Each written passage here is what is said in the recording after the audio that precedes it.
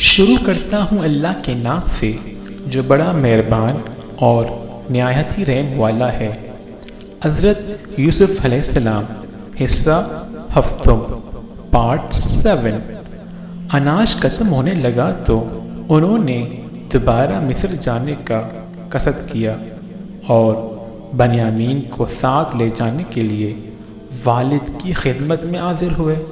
حضرت یعقوب علیہ السلام سابقہ تجربے کی بنا پر بنیامین کو ساتھ بیچنے پر آمادہ نہ تھے، لہذا انہوں نے کہا کہ میں تو اسے ہرگز تمہارے ساتھ نہیں بیچوں گا جب تک کہ تم اللہ کو بیچ میں ڈال کر مجھے قول و اقرار نہ دو کہ اسے میرے پاس صحیح سالم لے آؤ گے، سوائے اس ایک صورت کے تم سب گرفتار کر لیے جاؤ، یعنی تمہیں کوئی اجتماعی مصیبت پیش آ جائے یا تم سب ہلاک ہو جاؤ۔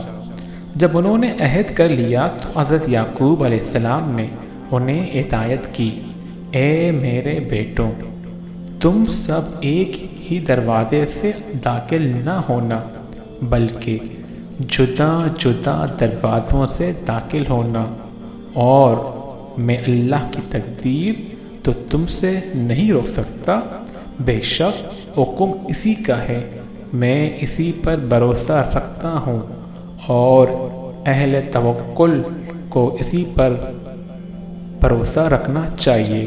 سورہ یوسف آیات 66 تا 67۔ یہ 11 تندرست متوانا اور جوان بھائی تھے، لہذا ان سب کے ایک ہی دروازے سے داخل ہونے کی صورت میں نظر بد کا احتمال تھا، اس لیے حضرت یعقوب نے انہیں الگ الگ دروازوں سے داخل ہونے کا حکم دیا۔ نبی اکرم صلی اللہ علیہ وسلم کا ارشاد ہے، نظر کا لگ جانا حق ہے، صحیح بخاری۔ آپ صلی اللہ علیہ وسلم نے نظر بد سے بچنے کے لیے دعائیہ کلمات بھی بتلائے، مثلا فرمایا کہ جب تمہیں کوئی چیز اچھی لگے تو بارک اللہ کہو۔ سورہ فلق، سورہ ناس کو نظر بد کے لیے بھی بطور دم پڑھنا چاہیے۔ اسی طرح ماشاءاللہ، لا حول ولا قوت الا باللہ پڑھنا قرآن پاک سے ثابت ہے، سورہ کہف آیات 39۔ یہ سب بھائی بنیامین کو ساتھ لے کر عزیز مصر کے دربار میں پہنچ گئے۔ حضرت یوسف علیہ السلام نے اپنے بھائی کو پہچان لیا۔ آپ نے دو بھائیوں کو ایک کمرے میں ٹھہرا دیا۔ اس طرح بنیامین تنہا رہ گئے تو انہیں الگ کمرے میں رکھا اور پھر خلوت میں انہیں بتا دیا کہ وہ ان کی حقیقی بھائی یوسف ہیں۔ حضرت یوسف علیہ السلام نے بنیامین سمیت سب بھائیوں کو اناج ان کے اونٹوں پر لدوا دیا۔ وہ خوشی خوشی روانہ ہو گئے۔ قرآن پاک میں ہے، پھر جب انہیں ان کا سامان ٹھیک کر کے دیا تو اپنے بھائی کے سامان میں پانی پینے کا پیالہ رکھ دیا۔ پھر ایک آواز دینے والے نے پکار کر کہا، اے قافلے والوں، تم لوگ تو چور ہو۔ وہ ان کی طرف متوجہ ہو کر کہنے لگے، تمہاری کیا چیز چوری ہوئی ہے؟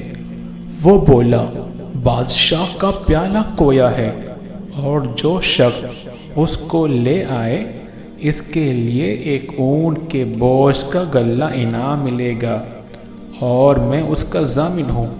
وہ کہنے لگے، اللہ کی قسم، تم کو معلوم ہے کہ ہم اس ملک میں اس لیے نہیں آئے کہ خرابی کریں، اور نہ ہم چور ہیں۔ انہوں نے کہا کہ اچھا، اگر تمہارے سامان میں وہ پیالہ مل گیا تو پھر اس کی سزا کیا ہوگی؟ بھائیوں نے جواب دیا، یعقوب کی شریعت میں اس کی سزا یہی ہے کہ چور اس شخص کے سپرد کر دیا جاتا ہے۔ سب کو وہاں سامان حضرت یوسف کی خدمت میں پیش کیا گیا۔ وہاں سب بھائیوں کے سامان کی تلاشی ہوئی، اور آخر میں بنیامین کے سامان کی تلاشی کے دوران وہ پیالہ ان کے سامان سے برآمد ہو گیا۔ جرم ثابت ہونے پر بنیامین کی کو جانے کی اجازت نہیں ملی۔ یہ صورتحال ان بھائیوں کے لیے نہایت حیران کن اور پریشان کن تھی، اور انہوں نے کہا اگر اس نے چوری کی تو کوئی تعجب کی بات نہیں، اس کا بھائی بھی پہلے چوری کر چکا ہے۔ سورہ یوسف آیات 77۔ دراصل حضرت یوسف کی پرورش بھی ان کی پھوپھی کیا کرتی تھی، جو انہیں بہت چاہتی تھی۔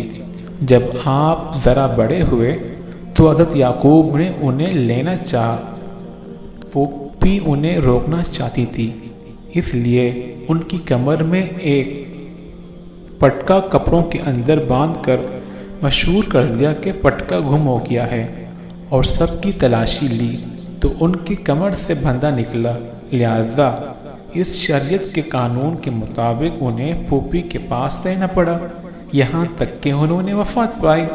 تو پھر حضرت یوسف علیہ السلام اپنے والد کے پاس آ گئے۔ معرف القرآن۔